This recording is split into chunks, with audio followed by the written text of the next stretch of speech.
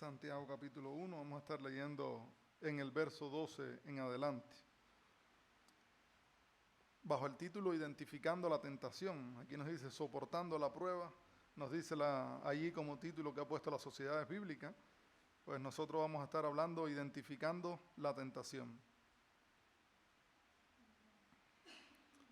Gracias Padre, gracias por tu presencia, gracias por tu amor. Gracias por una oportunidad más, Señor, de poder estar juntos adorando tu nombre, Señor. Gracias porque tú nos cuidas, Señor, tú nos guardas, tienes el control de toda nuestra vida. Ayúdanos a que en cualquiera que sea el problema, cualquiera que sea la situación en que nos encontremos, que podamos, Señor, descansar en ti y saber que tú tienes nuestras vidas en tus manos, Señor. Te pedimos de que en esta mañana estés tocando nuestras vidas y nuestros corazones, de manera tal que la palabra hable a nuestras vidas y que la palabra no solo hable, sino que nos impulse a ponerla por práctica, Señor. Ayúdanos principalmente a vivir en tu palabra, a vivir bajo tu palabra, mi Dios. No solamente poder decir amén, gloria a Dios, sino que pueda en el medio del momento malo, en el medio de la aflicción, poder decir amén, gloria a Dios. Gracias por tu presencia en mi vida, Señor. Te pido que utilices mi vida y que estés quitando, Señor, todo lo que no te agrade, Señor, cualquier pensamiento humano. Te pido que lo estés quitando y que permites que tengamos un mismo espíritu para recibir tu palabra. Úsame conforme a tu voluntad y a tu propósito. En el nombre de Jesús, amén. Amén. Nos dice Santiago, capítulo 1, verso 2 en adelante: Bienaventurado el varón que soporta la tentación, porque cuando haya resistido la prueba recibirá la corona de vida que Dios ha prometido a los que le aman. Cuando alguno es tentado, no diga que es tentado de parte de Dios, porque Dios no puede ser tentado por el mal, ni Él tienta a nadie, sino que cada uno es tentado cuando de su propia concupiscencia es atraído y seducido. Entonces, la concupiscencia, después de que ha concebido, da a luz el pecado. Y el pecado, siendo consumado, da a luz la muerte.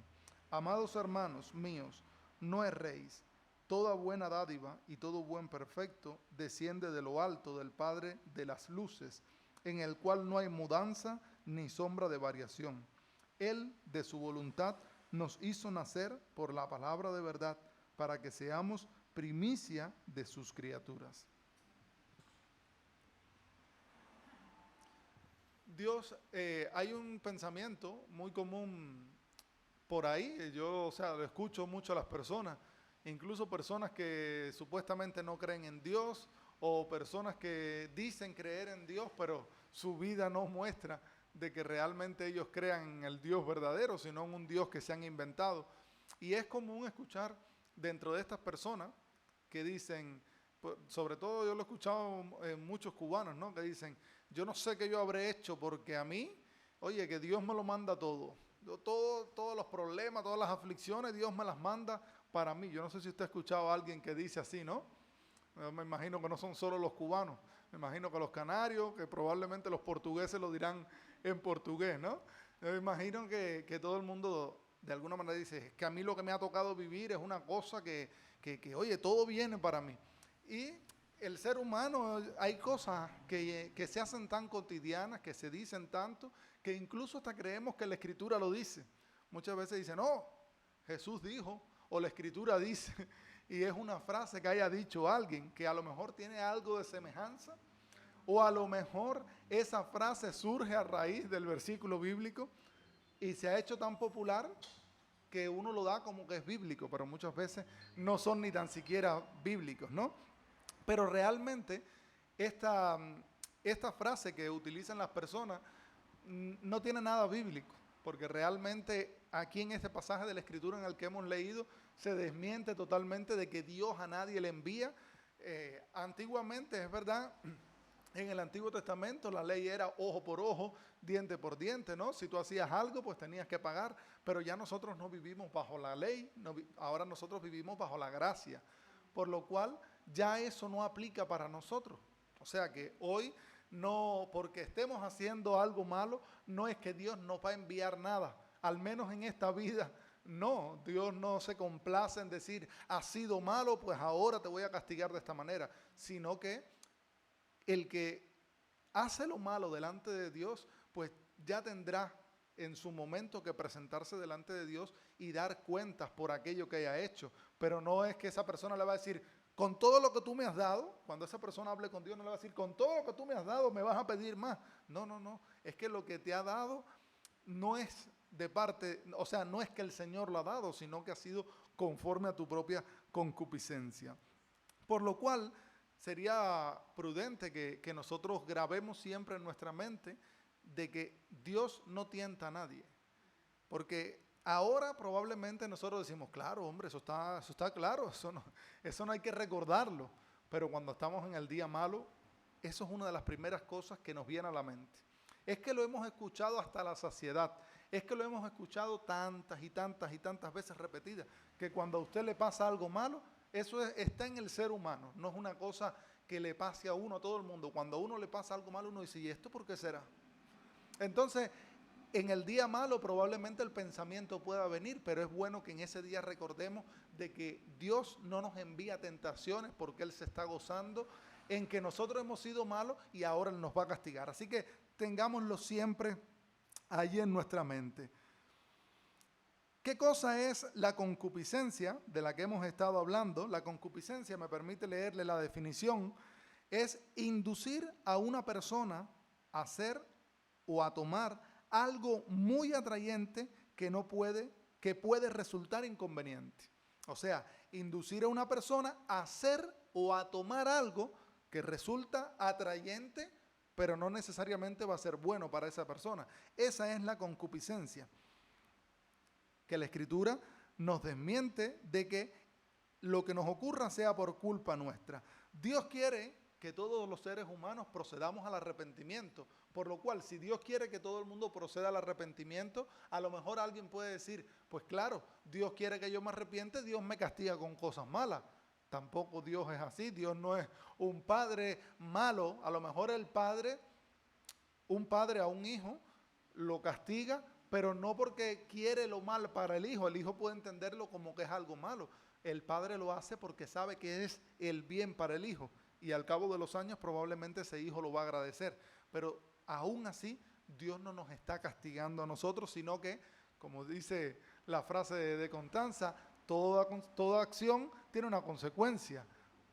O sea, eso es algo como 2 más 2 es 4, pues así mismo, cuando nosotros hacemos algo, algo va a ocurrir. Es como si yo ahora dijera, Señor, que no se caiga la Biblia, que no se caiga la Biblia, que no se caiga. Yo comienzo a empujarla y la Biblia se va a caer porque la ley de la gravedad está establecida. Y Dios no va a quitar la ley de la gravedad porque yo estaba orando, Señor, que no se caiga la Biblia.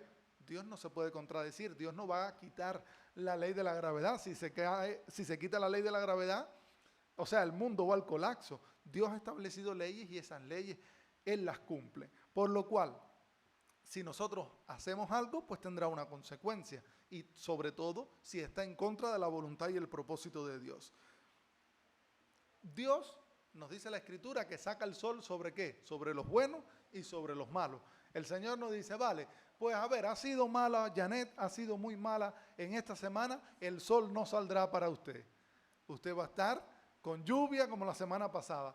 Realmente Dios no es así. Dios ha sacado el sol para Janet, perdón, Janet es buena, yo soy el que soy un sinvergüenza soy yo. Y Janet, el Señor sacó el sol para ella, pero sacó el sol también para Juanra.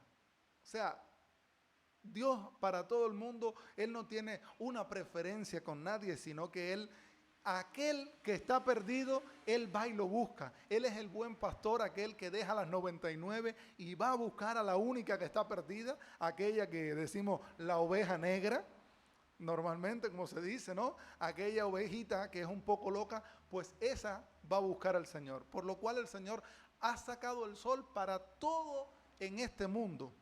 Y el Señor realmente no quiere que nadie perezca, sino que todos procedan al arrepentimiento. Así que nosotros podemos estar tranquilos en ese sentido de que el Señor no nos va a estar castigando por las cosas que nosotros hacemos, al menos momentáneamente, pero sí vamos a tener una consecuencia.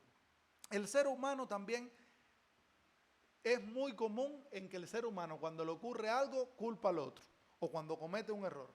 Lo vemos desde el principio, allí en el libro de Génesis. La mujer que me diste, o sea, no fue ni que yo la elegí, tú me la diste. Si tú me la diste, debería ser perfecta. Y eso es típico en el ser humano, culpar a otro de sus propios errores. Allí lo vemos en Génesis capítulo 3, verso 12, no lo vamos a leer. Pero sí es verdad que ahora uno puede decir, bueno, vale, el Señor no tienta a nadie, pero ¿y qué pasó con la vida de Job?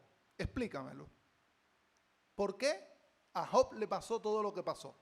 Bueno, lo que Job pasó no fue precisamente una tentación.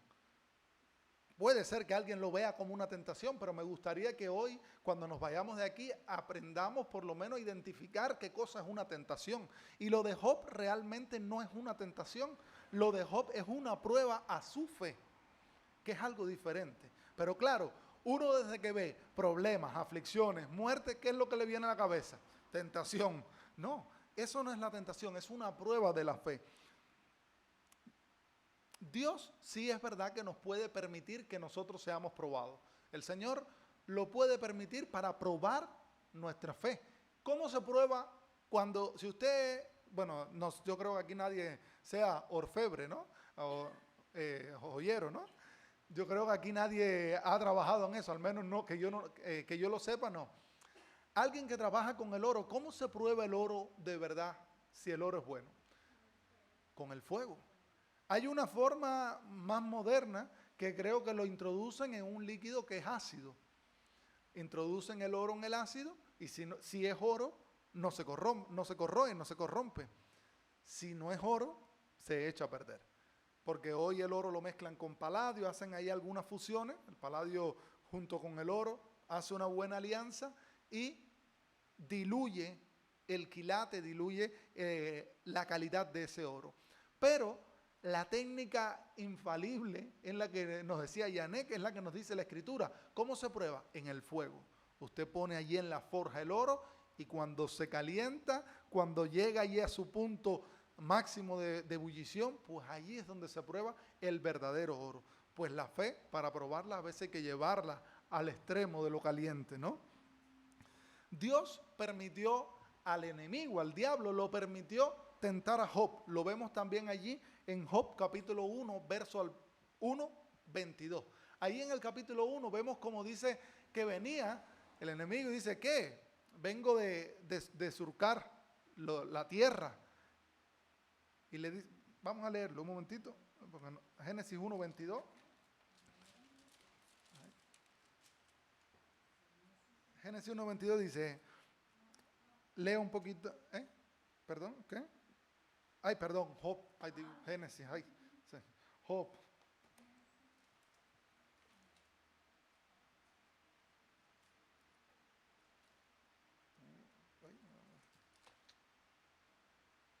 Espérate.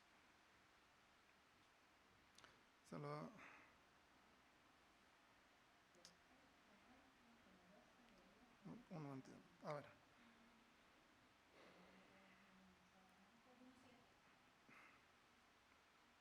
Y dijo Jehová a Satanás, ¿de dónde vienes? Respondió Satanás a Jehová y dijo, de rodear la tierra y de andar por ella.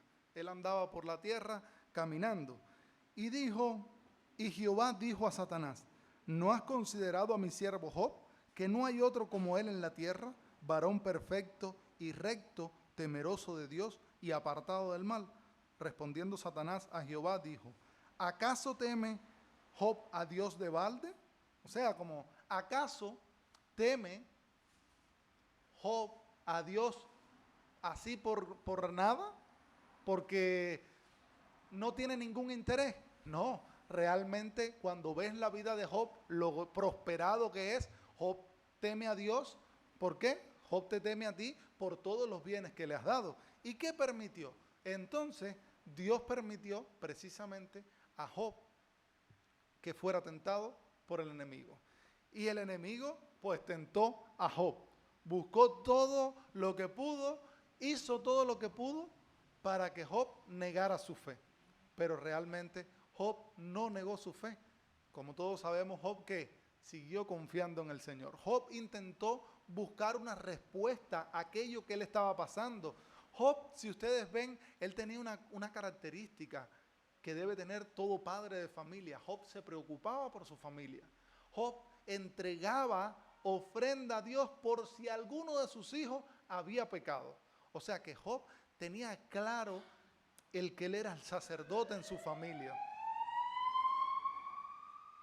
Job tenía claro que él era el sacerdote en su familia y él velaba por su familia. Pero aún así lo perdió todo, incluso familia. Los camellos, las vacas, todo lo que tenía lo perdió. Y todo en el mismo día. Cuando el enemigo, cuando el diablo intenta probar nuestra fe o que Dios le permite que nuestra fe sea probada, te lo podrá quitar todo. Todo. Pero eso es la fe. No es una tentación en sí. Pero lo que me gustaría es que recordemos que aun cuando Job estaba siendo probado en su fe, Job glorificó a Dios. Allí en Job 1:22. ¿Qué dice la Biblia y la tentación? Bueno, en la Escritura podemos ver muchos pasajes de tentaciones que han ocurrido. Y es importante que identifiquemos que la tentación va con la concupiscencia. O sea, la tentación es personalizada. La tentación de Yané no es la misma mía. La de Andrea no es la misma de Juanra. Y así, con cada uno de nosotros. Si empezamos a ser pares, vamos a ver que las tentaciones no necesariamente serán iguales. Se pueden mostrar de diferentes maneras. La concupiscencia, ese deseo a hacer o a tomar algo que parece atractivo, pero no necesariamente es bueno para nosotros, eso va a ser usado en nuestra contra. Y el enemigo, el diablo, sabe cuáles son nuestras principales debilidades y él las utiliza. Vamos a ver algunas tentaciones que ocurrieron en la Escritura. Por ejemplo, en Génesis 3, capítulo 6, vemos allí el deseo por comer de la fruta del conocimiento del bien y del mal. O sea, Eva es tentada a comer de la fruta, pero no era comer de la fruta, probablemente no era que esa fruta era más dulce ni era más ácida, sino que esa fruta tenía otro significado de entrega, de confianza en que Dios era nuestro proveedor.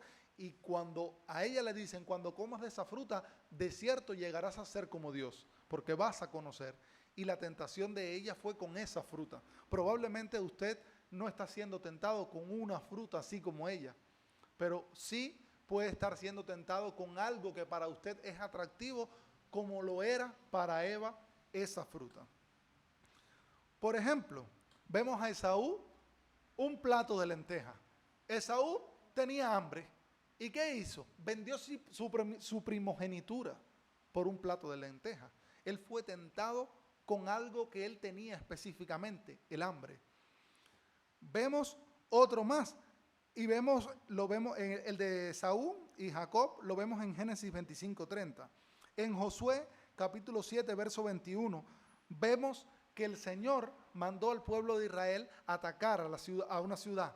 Y Acán se quedó con oro. Y el Señor había dicho que todo lo destruyeran. Pero Acán decidió quedarse con el oro y Josué, entonces Dios le habla, le dice que habían hecho mal y terminó Acán y toda su familia muertos. Los mataron a pedradas. Pues, ¿cuál fue la tentación de Acán? Pues aquellas joyas, aquel oro que llamaba tanto la atención y que él decidió guardar, incluso cuando aquello no era la voluntad de Dios y Dios la había manifestado. Vemos también en Primera de Reyes, capítulo 11, verso 3, a Salomón. Recuerdo una vez fui a un evento, una actividad de jóvenes, y estaban haciendo preguntas anónimas. Había un buzón y usted podía hacer la pregunta anónima que usted quisiera. Y alguien puso en una pregunta, escribió, bueno, ¿por qué Salomón tenía 1000 mujeres y nosotros solo podemos tener una? Aquello todo el mundo se empezó a reír porque es que no tiene ninguna lógica. Dice, el chico que estaba respondiendo dice, bueno, yo espero que esto haya sido para reírnos, porque espero que nadie se esté preguntando esas cosas hoy. Bueno, Aun cuando en aquel tiempo probablemente tomaban a más de una o dos mujeres, no fue el propósito de Dios, porque Dios no le creó a Adán 3 mujeres. Menos mal, porque si, como dice, si mantener a una contenta es complicado, imagínese a 3 o a 1000 como tuvo Salomón. 1000 mujeres. Y Salomón, cuando tuvo 1000 mujeres, pero ya él era mayor, él a lo mejor cuando era joven era vigoroso y todavía él podía gobernar, mandar y podía incluso influenciar la vida de sus mujeres. Pero cuando se fue haciendo viejo, ya Salomón fue perdiendo capacidad.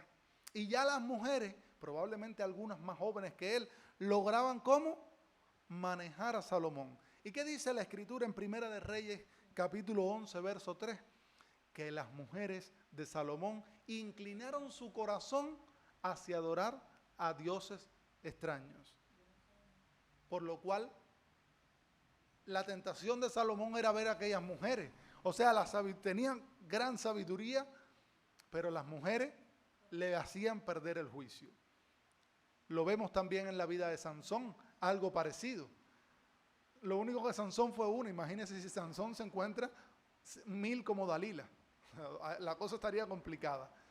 Y usted puede ver en la vida de cada una de estas personas, y si seguimos en la Escritura, vamos a encontrar muchas más personas con variadas formas, que usted a lo mejor dice, pero usted sabe qué cosa es perder la primogenitura por un plato de lentejas.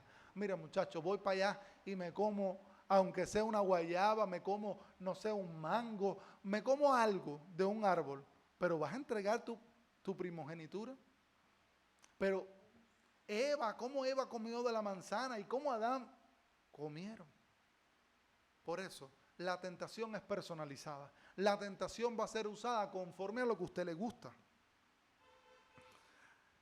La tentación se puede mostrar de diferentes maneras. Son muchas las formas en las que se puede mostrar la tentación. Y quiero decirle algo, todo ser humano tiene tentaciones.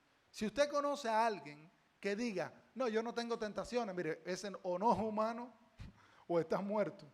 Porque todo el mundo tiene tentaciones. A lo largo de nuestra vida vamos a tener, hoy, yo siempre digo, hoy somos fuertes en un área, pero a lo mejor en 3 años no vamos a ser tan fuertes en esa área. Y esto es, unos subes y bajas, unas veces arriba y otras abajo. Pero la tentación siempre va a estar ahí mientras estemos vivos, mientras tengamos vida. O el que le diga a usted que la tentación, que él no tiene tentación o que ella no tiene tentación, es mentira. Es mentira, porque todos pasamos por esos momentos en nuestra vida. Las personas muchas veces no saben ni qué cosa es la tentación. Bueno, ¿y qué cosa es la tentación? Pues aquello que cuando en tu vida deseas algo y no te va a reportar un bien y tú lo haces. Eso que está en contra de la voluntad de Dios. Pero pudiéramos decir, vale, eso no me convence. ¿Cómo puedo saber? Porque aún así no me convence. Bueno, mira, hay una forma infalible para conocer cuáles son las tentaciones en nuestra vida. Una forma infalible. Leer la palabra.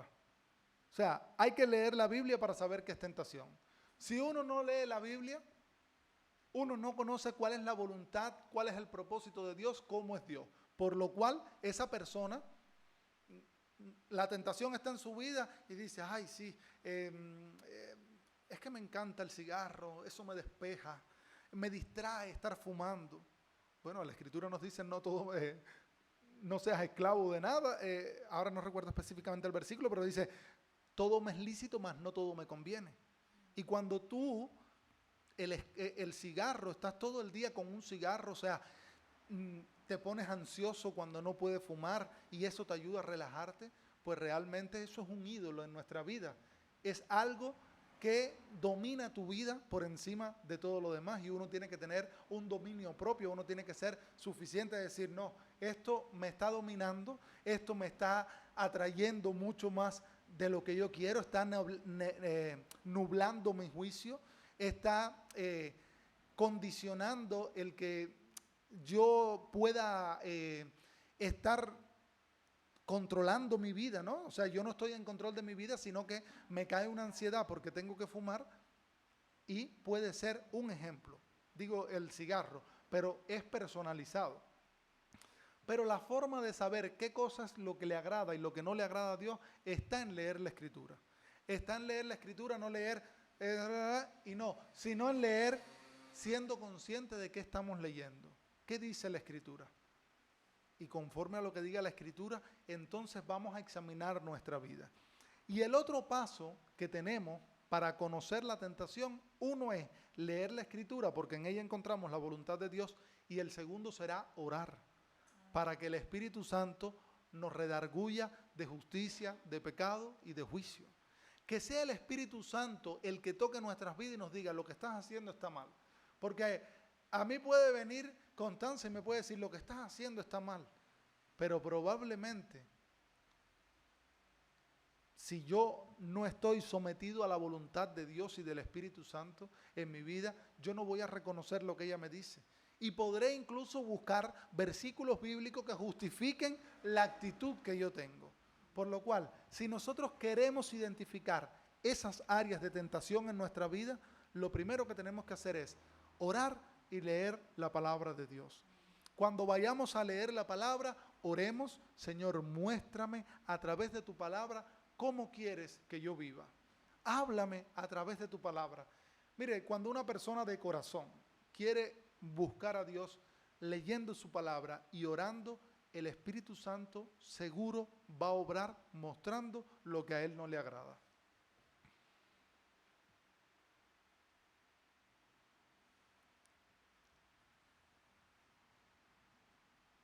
Dice el verso 13 de Santiago, capítulo 1, cuando alguno es tentado, no diga que es tentado de parte de Dios, porque Dios no puede ser tentado por el mal, ni Él tienta a nadie. Eso ya nos queda claro.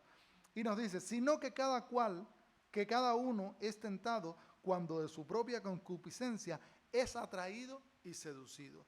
Aquí entra nuestra propia concupiscencia. La concupiscencia nos entrega al pecado si nosotros se lo permitimos. Esos deseos no gratos, esos deseos que finalmente no terminan en bien, esos deseos que no son la voluntad de Dios, a los cuales nosotros podemos ceder. Esos deseos normalmente, y es otra de las formas en las que nosotros tenemos para identificarlo, son deseos que usted se puede hacer preguntas a usted mismo. Este deseo, este sentir que yo tengo, ¿lo haría delante de todas las demás personas? ¿Lo haría en público? Ese deseo que usted tiene, o lo haces cuando estás solo o sola. Es una buena manera, un buen termómetro para medir. ¿Por qué? Mire, la ley de Dios está inscrita en nuestros corazones. Allí en nuestra mente, no es tanto el corazón aquí, sino en nuestra mente, está la palabra de Dios plasmada en nosotros. Y cuando nosotros tenemos que hacer algo, escondido de nuestros padres, escondido de nuestros hijos, escondido de nuestra esposa, nuestro esposo, probablemente lo que estás haciendo es una concupiscencia, es un deseo escondido que es usado como una tentación y engendrará un pecado. Por lo cual, usted pregúntese, ¿estás haciendo algo? Y cuando llega alguien, ¿te ocultas? Probablemente eso va a engendrar un pecado. Normalmente nosotros, cuando estamos solos, hacemos cosas que podemos llegar a hacer cosas. No hacemos, sino que podemos llegar a hacer cosas que a Dios no le agradan, pero no lo haríamos delante de las demás. Se nos olvida de que Dios está en todo lugar y que a Él no le podemos esconder nada, pero sí creemos que a nuestros hermanos, a nuestros amigos, a nuestros familiares podemos esconderle, por lo cual sería una buena manera de que usted pueda identificarlo. Es necesario que nosotros aprendamos a identificar la concupiscencia en nuestra vida, porque si nosotros tenemos la concupiscencia identificada, será mucho más fácil vencer la tentación. Ese sentimiento que te atrae, ese deseo que te atrae inconscientemente y que tú haces, y que a lo mejor cuando alguien te ve tú dices, déjame esconderlo. Es para examinarte, porque al hombre lo puedes engañar, pero a Dios nadie lo puede engañar. ¿Cuál es ese sentimiento? ¿Cuál es ese deseo que tienes y que haces escondido de las personas que te rodean. Pues sería bueno identificarlo, reconocerlo, para poder tomar acción y que no te tome desprevenida la tentación. La tentación hace perder el juicio. Si nosotros no tenemos identificadas nuestras áreas, nuestras zonas de concupiscencia, la tentación cuando llega nos hace perder el juicio. Si yo en mi mente voy permitiendo esa concupiscencia, la voy engordando y la voy criando. Ay, qué buena eres. Es que me encanta este sentimiento, esta adrenalina que genera en mí. Ay, sí. Y yo voy pensando y en mi mente yo le doy paso a esa concupiscencia, a esos deseos. Dejo que mi mente flote y dejo que mi mente avance. Cuando llega la tentación, no tengo nada más que hacer que abrazarla. Decirle, te estaba esperando, ven. Cuando nosotros a la concupiscencia, a esos deseos internos, a hacer algo, le damos cariñito, todos los días lo vemos, estoy loco por quedarme solo para atender esa concupiscencia. El día que llega la tentación, ya la tentación viene solita. Viene solita porque usted lo estaba cultivando. Es como una planta que usted la cultiva. ¿Para qué usted cultiva la planta? Para que le dé fruto, ¿verdad? Pues si nosotros cultivamos la concupiscencia, pues dará el fruto con la tentación y dará el fruto del pecado. Por lo cual, primero que nada, oremos, leamos la palabra y pidámosle a Dios que nos ayude a identificar esas áreas en nuestra vida de concupiscencia, para cuando llegue la tentación que sea mucho más fácil vencer el pecado. Si José, que era un día tras otro, hubiera dejado la concupiscencia, porque José era hombre, todos sabemos que José se casó y tuvo hijos, o sea, le gustaba la mujer. Si José, todos los días que la mujer de Potifar allí estaba, él hubiera dejado la concupiscencia, el deseo de estar con una mujer, él le hubiera dado rienda suelta y lo hubiera engordado, probablemente se hubiera acostado con la mujer de Potifar. Pero José decidió detectar cuál era el área de concupiscencia. A lo mejor no era un área que le afectaba, pero es un ejemplo. La escritura no dice que era un área, pero le pongo el ejemplo. Si él lo hubiera dejado, ay, esta mujer me dice que soy guapo, esta mujer me dice que soy elegante, me echo perfumito y voy al otro día, ¿cómo está, señora de Potifar? O sea, si José hubiera hecho esas cosas, la tentación, junto con la concupiscencia, esos deseos que ellos tenían, se iba a hacer y se iba a consumar en un pecado. Pero todo parece indicar que José no le dio alas a esa, o sea, no engordó, no dejó crecer esa concupiscencia en su vida. Cuando ya llega la tentación a nuestra vida, ya el juicio se nubla porque dejamos engordar, dejamos crecer a la concupiscencia. Por eso, atajemos la concupiscencia en nuestras vidas a tiempo. Detectémosla en tiempo, para entonces, una vez que está detectada, que nos sea mucho más fácil la tentación.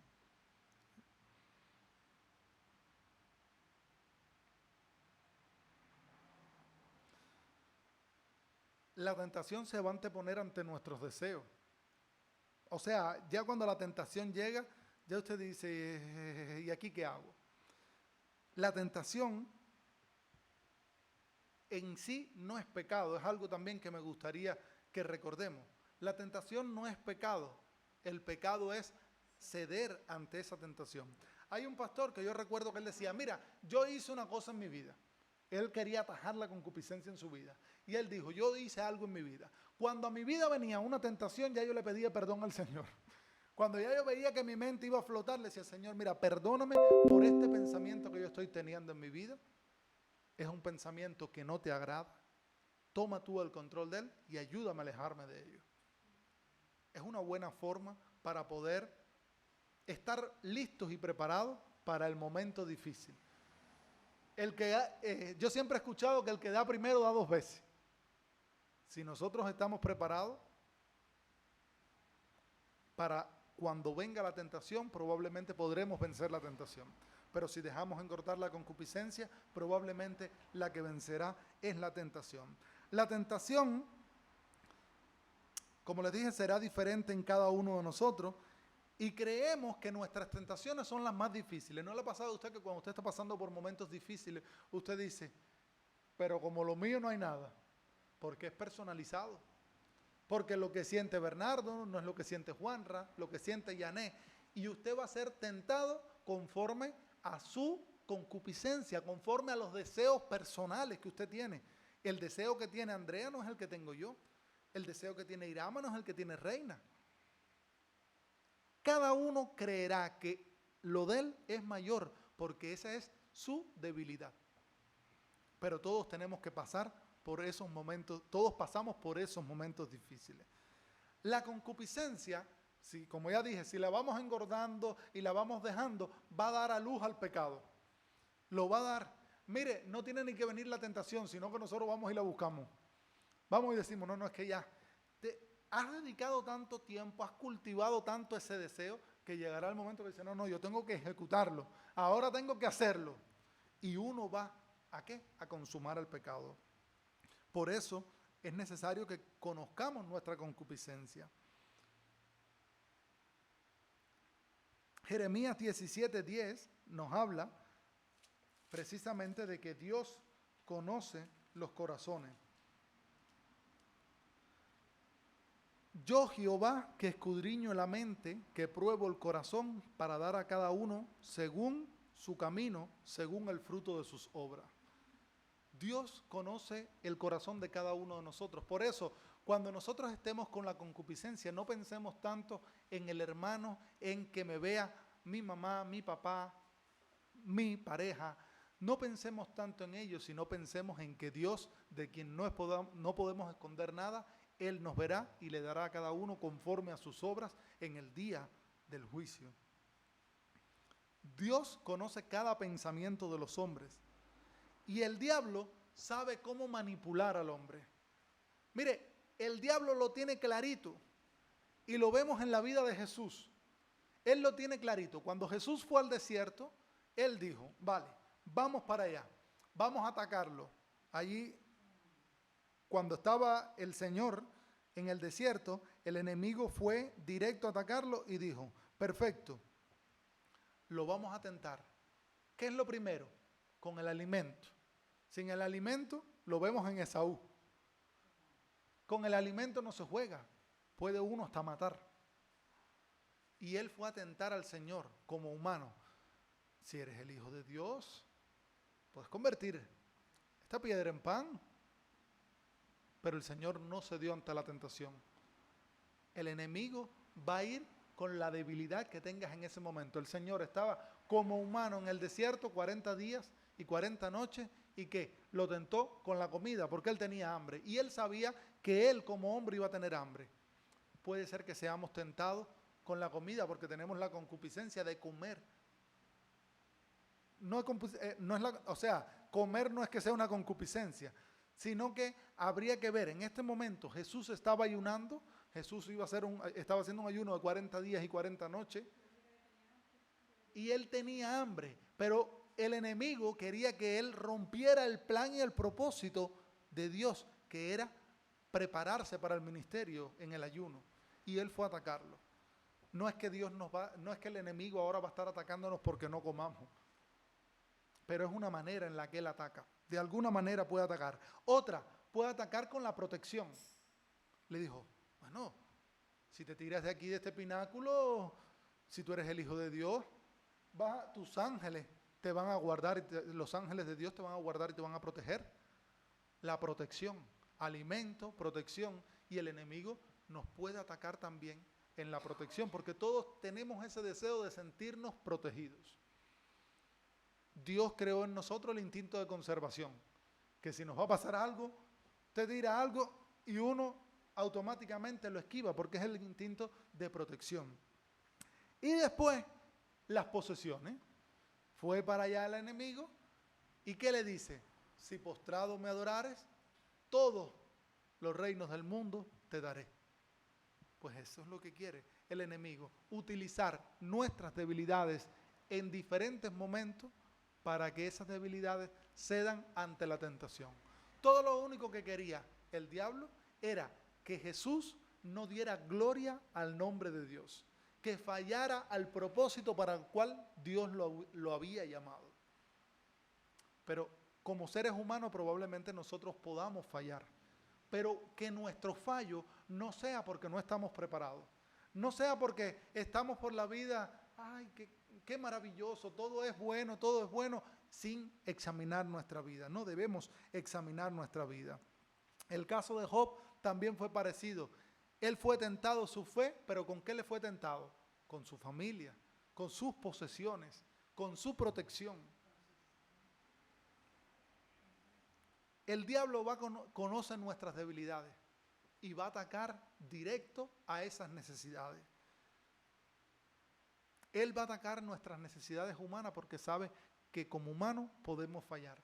Porque Él sabe que nosotros somos hechos conforme a la imagen y semejanza de Dios y no quiere que le demos la gloria y la honra a Dios. Es necesario que reconozcas tu debilidad. Que cada uno de nosotros reconozcamos nuestras debilidades. Nos preguntemos, ¿qué es aquello, como les había dicho antes, qué es aquello que hago cuando yo estoy solo? Pero no lo haría delante de nadie más. Mi forma de actuar y hablar es igual en todos los lugares. Cuando estoy con los hermanos, actúo de una manera a cuando estoy con mi tío.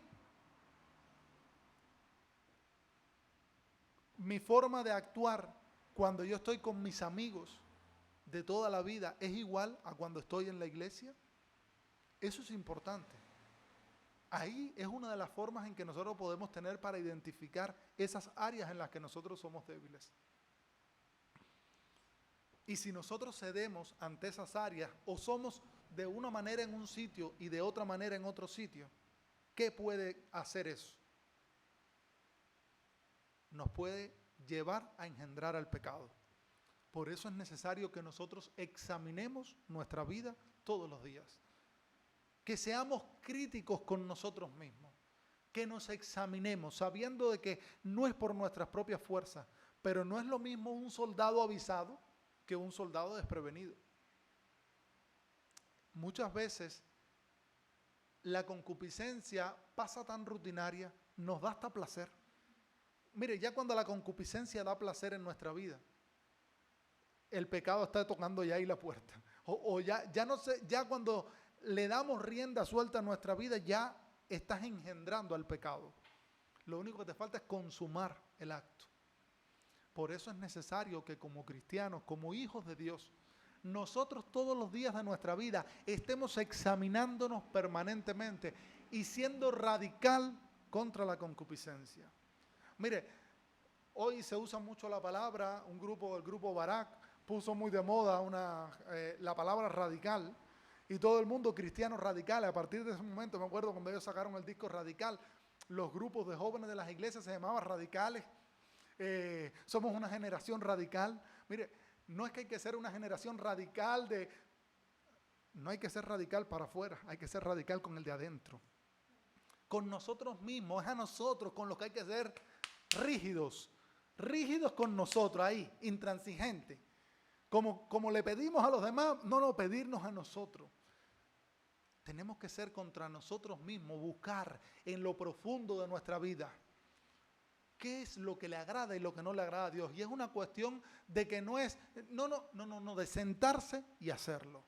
Hay que sentarse y determinarlo para no estar débil cuando ya llega la tentación o para no dejar crecer esa concupiscencia hasta que se logra hacer una tentación. Y esa tentación va a engendrar el pecado. Por lo cual, como cristianos, estamos llamados a ser radicales en nuestra vida, no dejando crecer esos deseos que no glorifican a Dios, sino tenerlos dominados, sometidos a la voluntad de Dios. ¿Que dónde se encuentra? ¿Dónde dijimos que encontrábamos la voluntad de Dios? En la palabra. Es difícil, esto no es agradable, esto no es fácil, porque es una lucha a muerte contra nosotros mismos. Y nosotros sí somos los bárbaros. A mí sí no hay quien me pase una. Te la pasa tu propia conciencia. Te la pasa tu propia mente. Ese es el pensamiento normal. A mí sí que no, yo sí soy un bárbaro. A mí sí el que me la hace me la paga. Pues eso apliquémonoslo a nosotros mismos. No, si a mí mi mente se pone a crecer en la concupiscencia, a mí no me va a vencer. Hágalo con usted mismo. A ver, mire, contra nosotros mismos es complicado. Tiene que ser con la ayuda del Espíritu Santo. Tiene que ser con el Señor obrando en nuestras vidas, porque esta pelea es dura. Esto no es fácil. Aquí es donde el Evangelio se pone fuerte. Y aquí es donde muchos dicen hasta aquí. Se acabó el Evangelio. Como decía Arturito, esto, la mejor definición del Evangelio, ya se lo he dicho muchas veces. Esto es morirse en vida. Así lo definió Arturito y es aquí donde se prueba el oro. Por eso seamos nosotros de los que buscan, de los que tienen a la concupiscencia sometida. Es muy bonito cantar, el enemigo está debajo de mis pies y ya no tengo nada que temer. Así cantan los pentecostales. El enemigo está debajo de mis pies y ya no tengo nada que temer. Mire, sometamos a la concupiscencia al propósito de Dios. Humillémosla ante la palabra y la voluntad de Dios. Y ya una vez que la logramos someter, pues entonces lo del enemigo va a estar más fácil. Va a ser mucho más fácil. Si tú no eres capaz de examinar tu vida, estás más cerca de estar arrastrado al pecado. Si tú no eres capaz de ser crítico y decir, a ver, y este pensamiento en el que yo estoy todo el día maquinando, va a caer. O sea, nadie cae en pecado de la noche a la mañana. Puede ser, hay algunos casos que han ocurrido, pero todo es un proceso. Por lo cual, si nosotros durante ese proceso vamos controlando la concupiscencia, va a ser pequeñita. El deseo podrá estar porque somos humanos y podrá venir, pero va a ser pequeñito. Y no es lo mismo luchar contra algo pequeñito que podamos controlar a contra un monstruo bien grande con el cual no podemos luchar. Va creciendo y creciendo y creciendo, cada vez va a ser más grande si se lo permitimos. Pero hay que someterlo al propósito de Dios en nuestra vida. Si tú no eres capaz de examinar tu vida, estás más cerca de ser arrastrado al pecado. Saber nuestras debilidades, nuestras áreas de debilidades, es un ejercicio para el cristiano. Como uno va al gimnasio a hacer ejercicio para poner los músculos fuertes, pues el ejercicio como cristianos que tenemos que hacer es detectar las áreas de concupiscencia y tenerlas sometidas a la voluntad y al señorío de Cristo. La concupiscencia es como una polilla. Yo no sé cómo le dirán aquí, si es polilla, en Cuba es comején.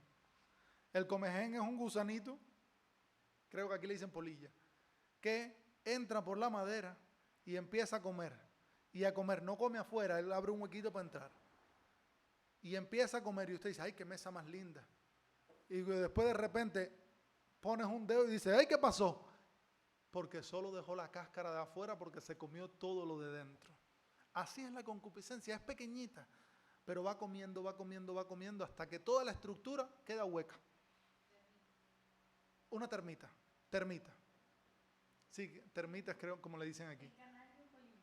Polilla también. Polilla, termita, comején a los cubanos.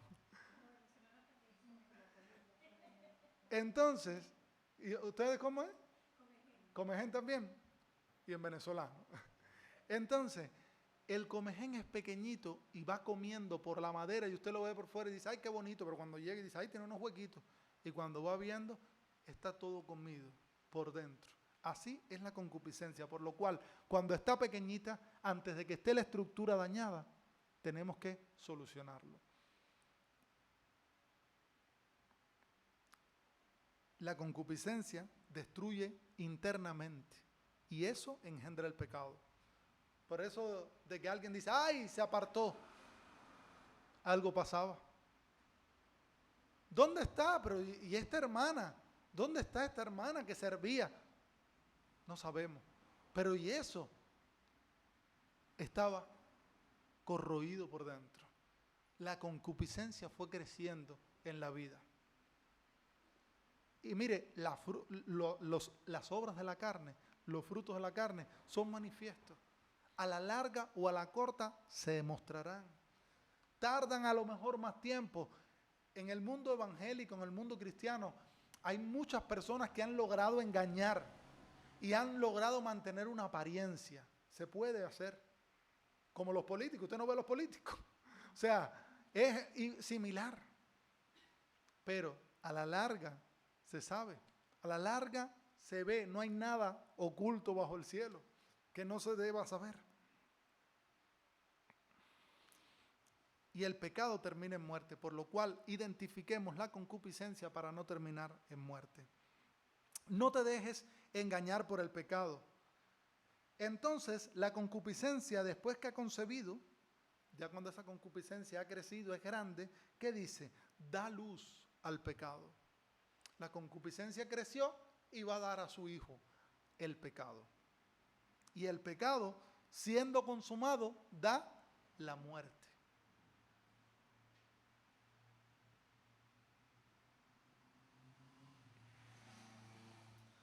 No te dejes engañar por el pecado. Algunos dicen vivir su mejor tiempo viviendo en el pecado. Yo he visto personas que dicen, estoy viviendo mi mejor momento. Estoy viviendo agarrado, aferrado a Dios. Porque muestran una apariencia.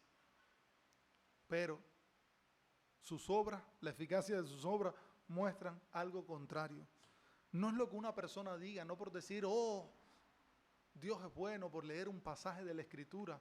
Eso no quiere decir que una persona es cristiana, sino que aquel que todos los días va controlando su concupiscencia. Somos más vencedores, más que vencedores en Cristo, cuando nosotros vencemos nuestra concupiscencia, que no pararnos e incluso y anunciar el Evangelio. Como dice el apóstol Pablo, ¿de qué me vale anunciar el Evangelio y ser heraldo para otro cuando yo mismo venga a ser eliminado? ¿De qué nos vale? O sea, no me vale de nada que le haya anunciado el Evangelio a 100,000 personas cuando mi vida niega la eficacia de la fe. Porque no he controlado la concupiscencia en mi vida. Porque hay áreas en mi vida que no se han entregado.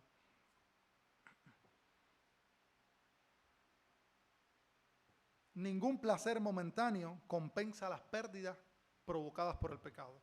No hay placer que dé el pecado. Y ahí yo sí les digo, a mí nunca, hace muchos años, yo escuchaba en la iglesia, cuando era un niño, recuerdo que decía, ¿qué tiene el mundo que ofrecerte? Y yo decía, es que como que eso no me encaja. ¿Qué tiene el mundo? Tiene mucho. Y sobre todo, cosas que le gustan a mi concupiscencia.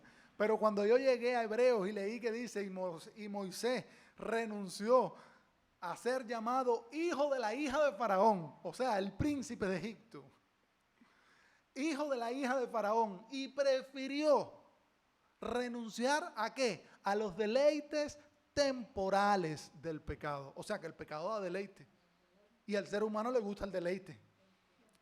Por eso cuando alguien diga, que el mundo sí tiene mucho que ofrecer, pero es temporal. Es un deleite temporal, vacío.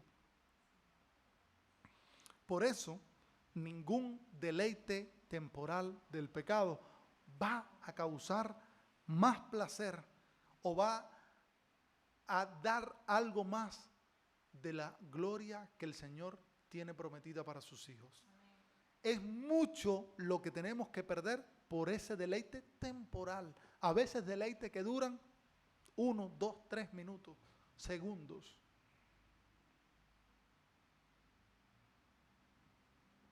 No hay forma de maquillar el pecado en nuestra vida. No podemos maquillar el pecado y la concupiscencia en nuestra vida. No podemos.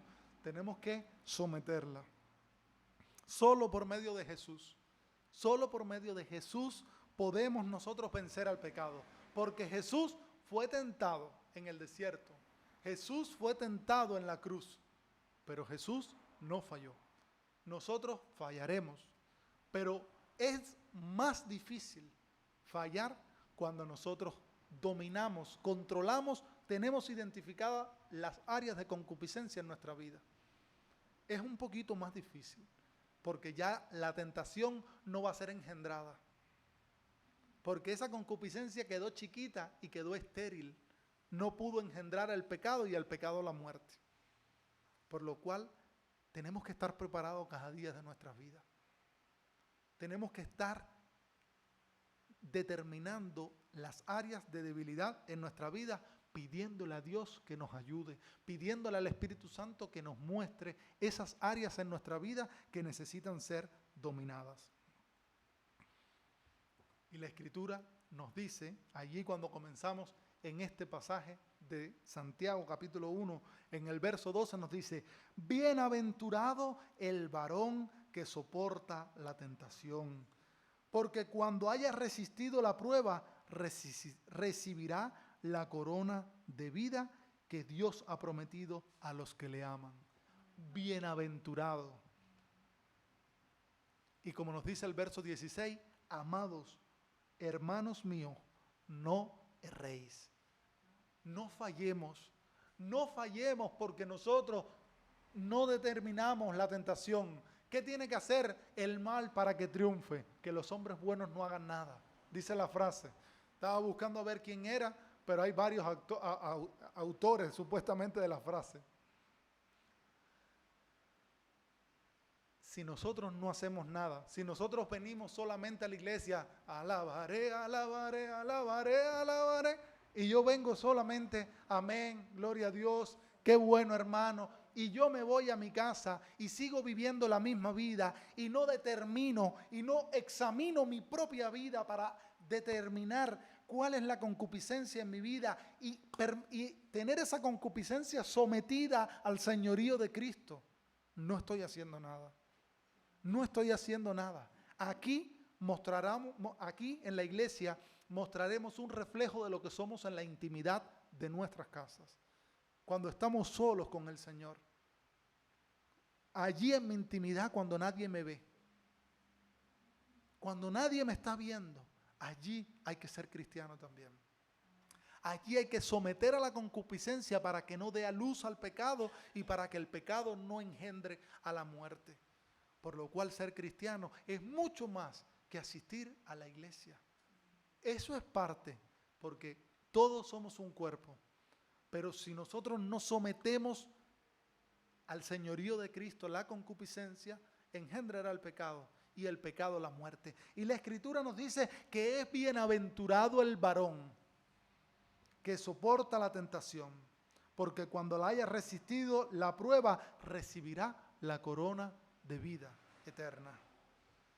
Esa que Dios ha prometido para sus hijos. Dios no quiere castigar al ser humano con tentación. Dios prueba nuestra fe. Dios envió a su Hijo para propiciar perdón a todo aquel que se arrepienta por medio de la fe.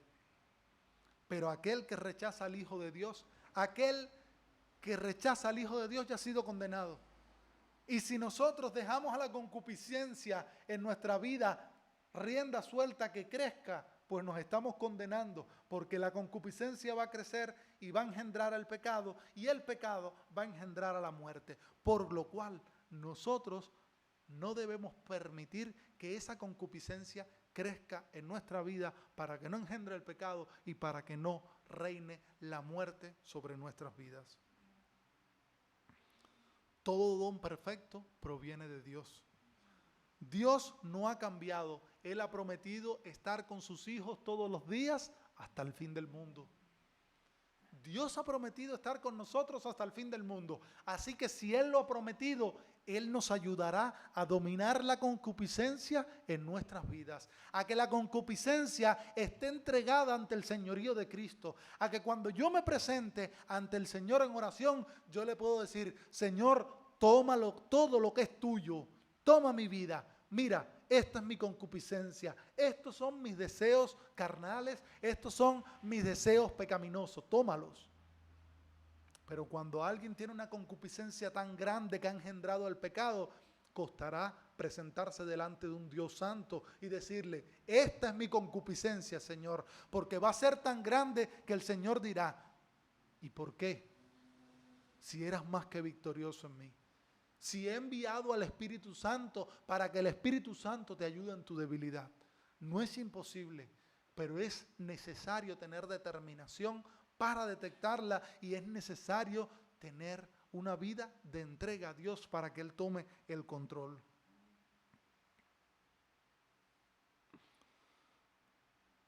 Dios tocó nuestras vidas para que le demos la gloria y la honra a Él. Él tocó nuestras vidas para que nosotros le demos honra y gloria. Dios nos llamó para que no vivamos ya más bajo el yugo del pecado, como nos dice Romanos capítulo 6, que sí me gustaría leerlo. Romanos capítulo 6, verso 15 al 18.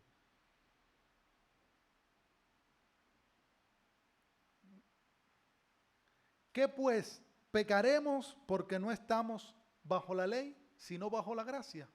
En ninguna manera. ¿No sabéis que si os sometéis a alguien como esclavo para obedecerles, sois esclavo de aquel a quien obedecéis? Sea del pecado para muerte, o sea de la obediencia para justicia. Pero gracias a Dios que aunque erais esclavos del pecado, habéis obedecido de corazón aquella forma de doctrina a la cual fuisteis entregados y libertados del pecado, y vinisteis a ser siervos de justicia. Éramos esclavos del pecado, pero hoy somos esclavos de Cristo. Y el esclavo de Cristo tiene que dominar esas áreas en su vida. No puede vivir por la vida, yo soy cristiano, sin dominar su propia vida. Hay que dominar nuestras propias vidas para entonces poder vivir en la plenitud de Cristo. Bienaventurado el varón que soporta la prueba, goza de felicidad plena aquel que vence la tentación. Cuando vencemos la tentación vamos a gozar de felicidad plena. No una felicidad temporal, sino una felicidad permanente. Una felicidad que va más allá de la vida humana. Va más allá de lo que nosotros vemos como vida. Uno nace, se reproduce y muere. No, va más allá, a la eternidad. Va una vida con Cristo. La tentación vendrá a nuestras vidas, porque mientras estemos vivos tendremos tentaciones. Pero todo comenzará con una concupiscencia. Todo va a comenzar con un pequeño deseo que está en nosotros, el dejarlo crecer o el someterlo a Cristo. ¿Qué vas a hacer? ¿Vas a entregar tu concupiscencia al señorío de Dios o vas a ceder y vas a dejar crecerlo en tu vida? Si dejas crecer a esa concupiscencia en tu vida, ya la Escritura te dice cuál es el fin. Engendrará pecado y terminará en muerte. Pero si sometes esa concupiscencia al señorío de Cristo, terminarás con la corona de vida eterna. Y el Señor, cuando Él ascendió al cielo, Él se fue prometiendo que estaría el Espíritu Santo con nosotros. Y Él nos dijo que fue a preparar moradas para nosotros. Fue a preparar moradas para todos aquellos que entregaron su concupiscencia al señorío de Él. Y ya para terminar, me gustaría decirles, ¿cómo? No voy a cantar hoy. Me gustaría decirles que todavía no hemos luchado hasta la sangre. Hebreos 12:4. Todavía la lucha que has presentado hasta la fecha de hoy no es nada. Nos dice Hebreos 12:4, porque aún no habéis resistido hasta la sangre combatiendo contra el pecado. Si lo que has luchado hasta hoy es difícil, aguántate.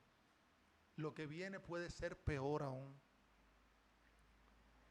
Pero ¿cuál es tu decisión hoy? ¿Vas a identificar la tentación en tu vida? ¿Vas a identificar esa concupiscencia en tu vida y la vas a someter al señorío de Cristo para alcanzar la corona de vida eterna? ¿O vas a dejarla crecer hasta el punto que va a engendrar pecado y el pecado va a engendrar la muerte. Aprendamos a ver la concupiscencia en nuestra vida. Aprendamos a identificar las áreas de concupiscencia en nuestra vida y sometámosla al señorío de Cristo, no dejando crecerla para que Cristo sea el que reciba toda la gloria, la honra y el honor. Amén. Dios le bendiga.